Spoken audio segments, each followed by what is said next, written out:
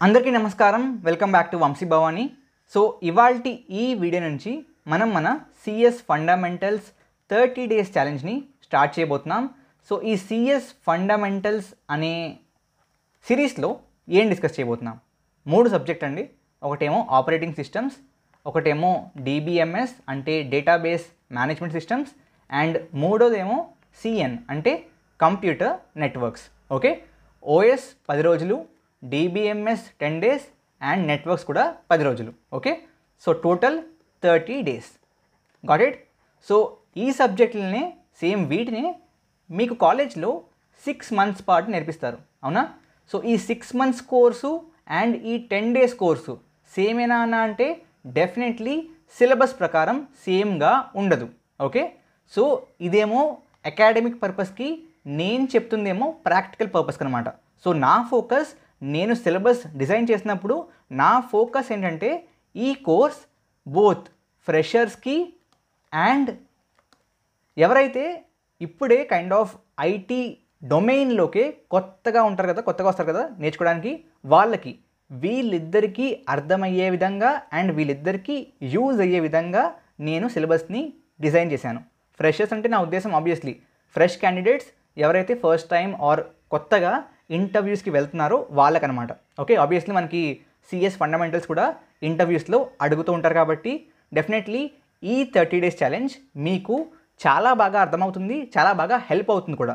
మీరు ఈ 30 డేస్ రోజు ఫాలో అవుతే ఓఎస్, డిబిఎంఎస్ అండ్ నెట్వర్క్స్లో కంఫర్టబుల్గా కైండ్ ఆఫ్ కాన్సెప్ట్స్ని అర్థం చేసుకుంటారు.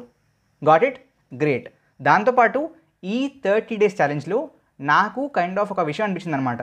ఏంటంటే ప్రతి హిందీ నేర్చుకునే ఆర్ హిందీ మాట్లాడే వాళ్ళకి హిందీ నంబర్స్ ఎలా ఉంటాయి అనేది తెలుసు, ఇంగ్లీష్ వాళ్ళకి ఇంగ్లీష్ నంబర్స్ తెలుసు.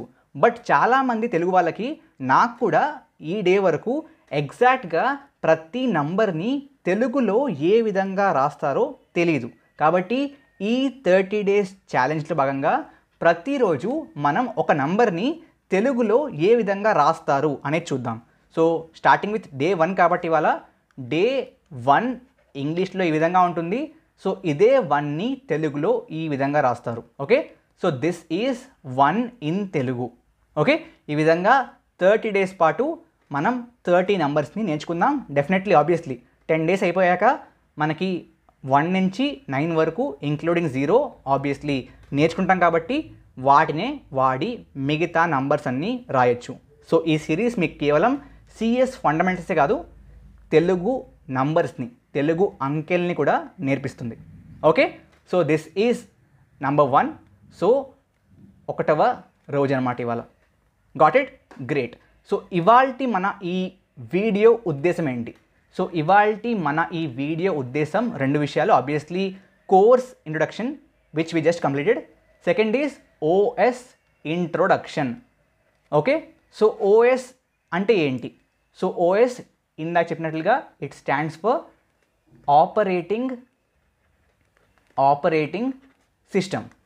Okay, or operating systems, whatever. Okay, so ఒక ఆపరేటింగ్ సిస్టమ్ అంటే ఏంటి? ఆపరేటింగ్ సిస్టమ్ అనేది ఒక సాఫ్ట్వేర్ అన్నమాట. ఓకే, ముందుగా సాఫ్ట్వేర్ అంటే ఏంటి, హార్డ్వేర్ అంటే ఏంటి చాలామందికి తెలియకపోయి ఉండొచ్చు. ఓకే, హార్డ్వేర్ అంటే ఫిజికల్ డివైస్ని హార్డ్వేర్ అంటాం. ఏంటి? ఫిజికల్ డివైస్ని హార్డ్వేర్ అంటాం. ఫిజికల్ డివైస్ అంటే ఏంటన్నా అంటే సింపుల్ అండి. సో మీ ఎదురుగుండా మీ ఫోన్ ఉంది ఆర్ మీ ల్యాప్టాప్ ఉంది, ఇవన్నీ ఏంటి? ఫిజికల్, మీరు దాన్ని పట్టుకోగలుగుతున్నారు. These are physical devices. So physical డివైజెస్ని వేటినైతే ఆబ్వియస్లీ మీరు టచ్ చేయగలరో, which you can feel, which you can see, వాటిని హార్డ్వేర్ అంటారు. ఓకే, సాఫ్ట్వేర్ అంటే ఈ హార్డ్వేర్ మీద రన్ అయ్యే ప్రోగ్రామ్స్ని సాఫ్ట్వేర్ అంటారు. ప్రోగ్రామ్ అంటే ఏంటన్నా అంటే, ప్రోగ్రామ్ అంటే ఏమీ లేదు. ప్రోగ్రామ్ అంటే జస్ట్ లైన్స్ ఆఫ్ కోడ్ అంతే, ఫ్యూ లైన్స్ ఆఫ్ కోడ్. మనం కోడ్ రాస్తున్నాము, కోడింగ్ చేస్తున్నాము అంటాం. సో ఏం చేస్తాం మనం కోడింగ్లో? కోడ్ రాస్తాం. ఇప్పుడు కోడ్ అంటే ఏంటి? కోడ్ అంటే జస్ట్ ఒక ప్రోగ్రామింగ్ లాంగ్వేజ్ వాడి కంప్యూటర్కి ఇచ్చే ఇన్స్ట్రక్షన్స్ అనమాట. ఓకే, సో ఒక ప్రోగ్రామింగ్ లాంగ్వేజ్ వాడి మనం కంప్యూటర్కి ఇచ్చే ఇన్స్ట్రక్షన్స్ యొక్క కలెక్షన్ని ప్రోగ్రామ్ అంటారు. ఆ ప్రోగ్రామ్ ఏదైతే మనం ఒక హార్డ్వేర్ని రన్ చేస్తున్నామో దాన్ని సాఫ్ట్వేర్ అంటారు. సో సాఫ్ట్వేర్ని మీరు కంటితో చూడలేరు, చేత్తో ఫీల్ అవ్వలేరు. ఇట్ ఈస్ అ ప్రోగ్రామ్ అంతే. మనం రాసే ఒక ప్రోగ్రామ్ ఏదైతే ఫిజికల్ హార్డ్వేర్ మీద రన్ అవుతుందో. సో ఆబ్వియస్లీ ఈ సాఫ్ట్వేర్ ఏ హార్డ్వేర్ మీద రన్ అవుతుందన్నా అంటే ఆబ్వియస్లీ మీ ఎదురుగుండా ఒక బాటిల్ ఉంటే, లెట్సే మీ కంటి ఎదురుగుండా ఒక వాటర్ బాటిల్ ఉంది. ఈ వాటర్ బాటిల్ కూడా డ్రాయింగ్ బాగాలేదు, but then it's fine. So ఈ వాటర్ బాటిల్ కూడా ఒక రకంగా హార్డ్వేరే, because you can see it, you can feel it, great.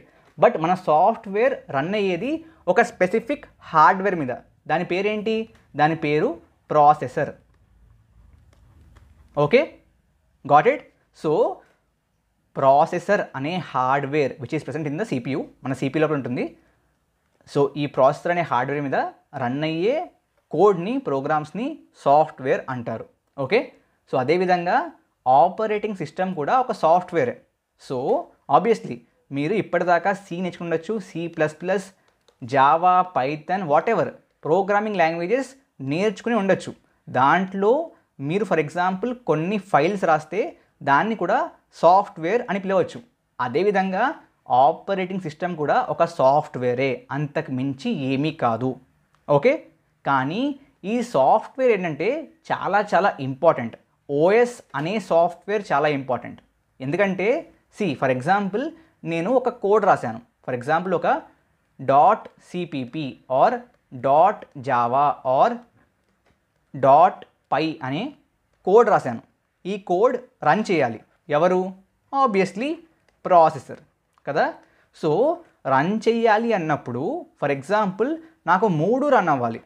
3 run అవ్వాలన్నప్పుడు processor ముందు దేన్ని రన్ చేయాలి, ఎంతసేపు రన్ చేయాలి, ఏ క్రైటీరియా మీద దేన్ని చూస్ చేసుకోవాలి అనేది సెలెక్ట్ చేయాలి అనేది ఆబ్వియస్లీ ప్రాసెసర్కి తెలీదు. బికాస్ ప్రాసెసర్కి అర్థమయ్యేది కేవలం 0s and 1s మాత్రమే, బైనరీ మాత్రమే. అది కూడా అగైన్ 0 and 1 నంబర్స్కి తెలీదు.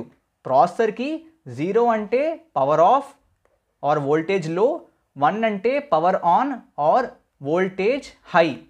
ఓకే, సో అది మాత్రమే తెలుసు ప్రాసెసర్కి. బికాస్ ప్రాసెసర్లో ఇంటర్నల్గా ఉండేది ఏంటి అంటే లాజిక్ గేట్స్ అనమాట. ఈ లాజిక్ గేట్స్ గురించి మీరు ఆల్రెడీ మీ 10th ఆర్ 12th చదువుంటారు. ఏ లాజిక్ గేట్స్ అన్నా అంటే AND gate, OR gate, NAND gate, NOR gate, వీటిని యూజ్ చేసే మనకి ప్రాసెసర్ తయారవుతుంది. సో దానికి తెలిసింది ఏంటి? Only 2 inputs, low and high. So దాన్ని యూజ్ చేసుకుని ఏం చేస్తుంది? ప్రోగ్రామ్ని ఎగ్జిక్యూట్ చేస్తుంది. అందువల్ల దేన్ని రన్ చేయాలి ముందు, ఎంతసేపు రన్ చేయాలి, ఎందుకు దాన్నే ముందు రన్ చేయాలి, ఇదేమీ ప్రాసెసర్కి తెలియదు. All this is completely something that processor is completely ignorant of.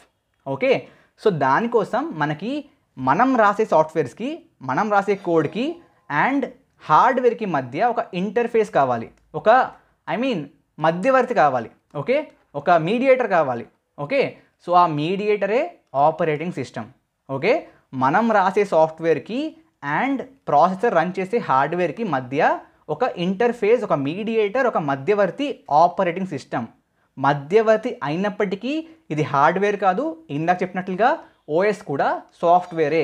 కానీ ఈ సాఫ్ట్వేర్కి ఏ సాఫ్ట్వేర్ని ముందు రన్ చేయాలి, దేన్ని ఎంతసేపు రన్ చేయాలి అని డిసైడ్ చేసే పర్మిషన్, ప్రివిలేజ్ ఉంటాయి. That's it. Got it? So మీకు ఆపరేటింగ్ సిస్టమ్ అనేది ఏంటి? Tell me. So operating system అనేది, ఓఎస్ అనేది ఇంటర్ఫేస్ అనమాట. Interface between what? User and hardware. Okay, ఇక్కడ యూజర్ అంటే యూజర్ రాసే ప్రోగ్రామ్స్ ఆర్ కోడ్స్ అనమాట. Got it? రెండవది చెప్పినట్లుగా OS is a resource allocator. Resource allocator అంటే అలోకేషన్ అంటే ఏంటి? అలోకేషన్ అంటే కైండ్ ఆఫ్ కేటాయించడం. సో రిసోర్స్ అంటే ఏంటి ఇక్కడ రిసోర్స్ అంటే it can be anything. It can be processor, it can be IO, whatever. Okay, IO ఏంటన్నా అంటే మనం ఒక ప్రోగ్రామ్ రాస్తున్నప్పుడు, okay, I can say something like maybe C in okay name. దీని మీనింగ్ ఏంటి? Or scanf maybe some percentage d number తీసుకుంటున్నాను. దీని meaning ఏంటి? నేను యూజర్ నుంచి ఏం చేస్తున్నాను? ఇన్పుట్ తీసుకుంటున్నాను. Okay, or let's say I'm saying system dot out dot println something or print something or cout something or printf something. ఇక్కడ ఏం చేస్తున్నాను? అవుట్పుట్ ఇస్తున్నాను. ఇక్కడ బోత్ ఇన్పుట్ కానీ అవుట్పుట్ కానీ డివైజెస్ సేమ్ యాజ్ సిపియు కాదు. అంటే ఏంటన్నా అంటే యూజర్ ఇన్పుట్ ఇస్తున్నాడు అంటే ఎక్కడి నుంచి ఇస్తున్నాడు? కీబోర్డ్ వాడిస్తున్నాడు. అవునా? మీరు అవుట్పుట్ ఇస్తున్నారు అంటే ఎవరికి ఇస్తున్నారు? ఎస్, మీ మానిటర్ స్క్రీన్కి ఇస్తున్నారు. అవునా? సో ఇక్కడ ఐఓ అంటే నా ఉద్దేశం ఈ కీవర్డ్ కాదండి, కీబోర్డ్. ఓకే, సో నా ఉద్దేశం రిసోర్సెస్ అంటే ఐఓ అంటే కీబోర్డ్ కావచ్చు, మానిటర్ కావచ్చు, ప్రింటర్ కావచ్చు, స్కానర్ కావచ్చు, మీ కంప్యూటర్కి అటాచ్ చేసిన ఏ ఇన్పుట్ అవుట్పుట్ డివైస్ అయినా కావచ్చు. ఓకే, ఆర్ సింపుల్గా ఫర్ ఎగ్జాంపుల్ మీ యొక్క కంప్యూటర్లోనే ఓకే ఫైల్స్ ఉన్నాయనుకుందాం. ఓకే, మనం ఫైల్ హ్యాండ్లింగ్ వాడి పైథాన్ కానీ జావాలో కానీ ఆ ఫైల్ని ఓపెన్ చేస్తున్నాం, దాంట్లో రైట్ చేస్తున్నాం, రీడ్ చేస్తున్నాం, anything we're performing something. Okay, so ఇక్కడ ప్రాసెసర్ కావచ్చు, మన ఐఓ డివైసెస్ కావచ్చు, ఫైల్స్ కావచ్చు, ఇవన్నీ మన ప్రోగ్రామ్ రన్ అయ్యేందుకు కావాల్సిన రిసోర్సెస్. సో వాటిని ఏ విధంగా కేటాయించాలి, ఏ సాఫ్ట్వేర్కి ఎంతసేపు కేటాయించాలి, ఓకే, ఏ సాఫ్ట్వేర్కి ముందు కేటాయించాలి, ఒకవేళ ఆ సాఫ్ట్వేర్ కేటాయించిన రిసోర్స్ని వదిలేయకపోతే ఏ విధంగా లాక్కోవాలి, ఇవన్నీ కూడా చూసుకునేది మన ఆపరేటింగ్ సిస్టమ్. ఓకే, ఆబ్వియస్లీ ఇప్పుడు ఈ విధంగా ఎలా కేటాయించాలి, ఎంతసేపు కేటాయించాలి, ఇవన్నీ మన ఆపరేటింగ్ సిస్టమ్ ఎలా కైండ్ ఆఫ్ ఫిగర్ అవుట్ చేస్తుంది, ఎలా డిసైడ్ చేస్తుంది అంటే దానికి సంబంధించిన అల్గోరిథమ్స్ ఉంటాయి. అండ్ ఆబ్వియస్లీ రానున్న డేస్లో వాటిని మనం డిస్కస్ చేయబోతున్నాం. Got it? పక్కా? Yes. So this is about interface, this is about resource allocation, resource allocator అనమాట ఒక రకంగా. సో అలొకేషన్ చేస్తుంది. So OS is a resource allocator, అంటే కేటాయించేది. అలొకేషన్ అంటే కేటాయింపు, అలొకేటర్ అంటే కేటాయించేది. Okay, great. మూడోది OS is also a manager. Okay, manager of what? So manager of memory, manager of security, manager of files. Okay, so అలొకేషన్తో పాటు దాన్ని మేనేజ్ చేయాలి కదా. ఆబ్వియస్లీ ఫర్ ఎగ్జాంపుల్ నా దగ్గర 2 ఫైల్స్ ఉన్నాయి. ఒక .cpp ఫైల్, ఒక C++ ఫైల్ ఉంది, ఒక జావా ఫైల్ ఉంది. రెండు ఫర్ ఎగ్జాంపుల్ సేమ్ ఫైల్ని సంథింగ్ లాక్ text.txt అనే ఒక ఫైల్ ఉంది. ఈ 2 ప్రోగ్రామ్స్ ఈ సేమ్ ఫైల్నే ఫర్ ఎగ్జాంపుల్ యాక్సెస్ చేసి రైట్ చేద్దాం అనుకుంటున్నాయి. That should not be allowed కదా. ఓకే, సో మేనేజ్ చేయాలి ఎవరు ఎంతసేపు దేన్ని యూజ్ చేస్తున్నారు అని చెప్పి. ఓకే, సో ఒక రకంగా allocation and managing in terms of files కొంచెం సిమిలరే, but in terms of security obviously కదా. సో ఏ సాఫ్ట్వేర్ని ఎవరు యాక్సెస్ చేస్తున్నారు, దాన్ని ఎవరు స్టార్ట్ చేశారు, ఓకే, ఎవరో మీ సిస్టమ్ని హ్యాక్ చేసి వాళ్ళు రన్ చేస్తున్నారా, పర్మిషన్స్ ఉన్నాయా, ప్రివిలేజెస్ ఉన్నాయా, లేవా, ఇవన్నీ చూసుకోవాలి కదా. So all that is taken care bye operating system. Okay, not just that, even memory. Okay, ప్రతి ప్రోగ్రామ్ ఆర్ ప్రతి సాఫ్ట్వేరు రన్ అవ్వడానికి మనకి ర్యామ్లో కొంత మెమరీ కావాలి. అవునా? సో ఆ మెమరీ సరిపోతుందా లేదా, దేనికి ఎంత ఇవ్వాలి అనేది కూడా చూసుకోవాలి కదా. సో ఆ మెమరీ మేనేజ్మెంట్ కూడా ఆపరేటింగ్ సిస్టమే చూసుకుంటుంది. ఓకే, సో ఆపరేటింగ్ సిస్టమ్ యొక్క మెయిన్ గోల్ ఏంటంటే కన్వీనియన్స్ అనమాట, యూజర్కి కన్వీనియన్స్. సో ఇప్పుడు నేను ఫర్ ఎగ్జాంపుల్ ఇక్కడ పెయింట్ ఓపెన్ చేశాను అండ్ క్రోమ్ ఓపెన్ చేశాను. సో దేన్ని ఎప్పుడు ఎలా స్టార్ట్ చేయాలి, ఎలా రన్ చేయాలనేది నేను చెప్పట్లేదు, ఓఎస్ చూసుకుంటుంది. సో నాకు ఒక ఎండ్ యూజర్గా కన్వీనియన్స్ పెరుగుతుంది. Not just that, efficiency. So ఏ విధంగా దేనికి ఎంత కేటాయిస్తే దేనికి ఎంత ఎంతసేపు ఆ రిసోర్స్ నుంచి లాగేసుకుంటే అన్ని సాఫ్ట్వేర్స్ అన్ని ప్రోగ్రామ్స్ ఎఫిషియెంట్గా రన్ అవుతాయి అనేది చూసుకోవాలి కదా. సో అది కూడా ఎఫిషియన్సీకి యాడ్ అవుతుంది. సో ఓఎస్కి first main goal convenience, okay, second main goal efficiency. Okay, so this is kind of introduction to operating system. Operating system గురించి పైన ఒక బర్డ్ లెవెల్ వ్యూ వచ్చింది అనుకుంటున్నాను. సో ఫర్దర్ వీడియోస్లో will discuss more about it. And guys, నేను మీకు description and కమెంట్స్లో కొన్ని కైండ్ ఆఫ్ లింక్స్ ఇస్తాను. ఓకే, ఆ లింక్స్లో ఏముంటాయన్నా అంటే ఆ లింక్స్లో మీకు బోత్ నోట్స్ అండ్ క్వశ్చన్స్ ఉంటాయి. ఏముంటాయి? నోట్స్ ఉంటాయి, క్వశ్చన్స్ ఉంటాయి. క్వశ్చన్స్ని సాల్వ్ చేయండి, నోట్స్ని చదవండి. కొన్ని క్వశ్చన్స్ అన్నా నువ్వు క్లాస్లో చెప్పిన సేమ్ పాయింట్ లేదు కదా అంటే సేమ్ పాయింట్ ఉండకపోవచ్చు. సో అటువంటి క్వశ్చన్ వచ్చినప్పుడు ఆబ్వియస్లీ ఆ క్వశ్చన్ మన టాపిక్కి సంబంధించిందే ఉంటుంది. బట్ ఎగ్జాక్ట్ పాయింట్ నేను కొన్నిసార్లు కవర్ చేయను. ద రీజన్ ఈజ్ మీరు ఆ స్పెసిఫిక్ క్వశ్చన్ని గూగుల్లో సెర్చ్ చేసి దానికి సంబంధించిన టాపిక్ ఏంటి అండ్ ఆ టాపిక్ నేను ఇవాళ చెప్పిన టాపిక్కి ఏ విధంగా లింక్ అవుతుంది అనే ఎఫర్ట్ని మీరు పెట్టాలి. ఎందుకు చెప్తున్నానంటే ఒకవేళ నేను సేమ్ కోర్స్ని ఒక 3 months చెప్పుంటే మొత్తం A to Z అయిపోయేది. But I want to cover as much as possible in 10 days. Okay, and నిజంగా మీకు 10 daysలో నేర్చుకుందాం అనుకుంటున్నారు అంటే మీ సైడ్ నుంచి ఎఫర్ట్ మీరు కూడా పెట్టాలి. సో కైండ్ ఆఫ్ మీరు ఇగ్నోర్ చేసిన 3 months అవనివ్వండి, 6 months అవనివ్వండి, 1 day అవనివ్వండి, ఫ్యాకల్టీ సైడ్ నుంచి ఎంత ఎఫర్ట్ వస్తుందో స్టూడెంట్ సైడ్ నుంచి అంతకంటే రెట్టింపు ఎఫర్ట్ వస్తేనే ఫ్యాకల్టీ చెప్దాం అనుకుంటున్న ఆ టాపిక్ స్టూడెంట్కి కరెక్ట్గా కైండ్ ఆఫ్ ఏమవుతుంది, అబ్జార్బ్ అవుతుంది. కాబట్టి please put in that effort. దేనికి? Read notes and solve questions. Obviously next డేనా నేను క్వశ్చన్స్ని సాల్వ్ చేసి ఎక్స్ప్లెనేషన్ ఇస్తాను. But I want you guys to put in that effort. ఓకేనా? సో ఇవాళ మనం ఏం నేర్చుకున్నాం? We discussed about operating system and 1ని తెలుగులో ఈ విధంగా రాస్తారు, 1ని ఈ విధంగా రాస్తారు అని నేర్చుకున్నాం. Okay, great.